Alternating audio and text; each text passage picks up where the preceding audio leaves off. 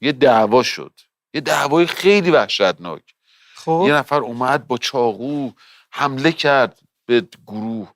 خب و واقعا چند نفر نزود شاید بمیرن. یعنی این چاقو وقتی میرفت بالا میومد پایین، ما میگفتیم در وای این 2 حد نفر. یعنی؟ آره اصلا خیلی چیز وحشتناکی شد. بعد ما گفتیم الان 2-3 نفر افتادن دیگه قطعا.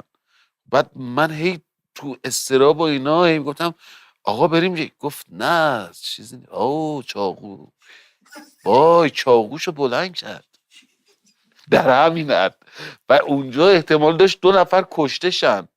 و بعد پلیس اومد میخواست طرف آرومش کنه، آروم نمیشد و اسلحه کشید. گفت اسلحه‌شو کشید، فکر کنم الان شلیک کنه. در این حد.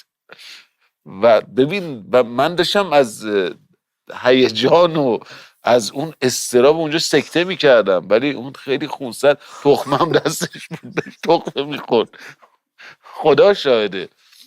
بعد حتی به منم گفت تخمه میخوری؟ گفتم نه آقا چرا. الان گفت خیلی وحشتناک. جایی که پلیس اسلحه رو کشید که طرف آروم بکنه و به هر حال باید یه کارش میکرد دیگه، نمیتونست که شلیک کنه مستقیم بهش. گفت وای گلنگدن یکی باید جلوشو بگیره. گفتیم خب آقا کی مثلا خوب حداقل خودت برو جلو بگو آقا آروم باش. آقای پلیس آروم شد، من آرومش کردم. یعنی از دور داشت نگاه میکرد، رصد میکرد و گزارش میکرد. ولی خب استرس داشت، خیلی هم استرس داشت.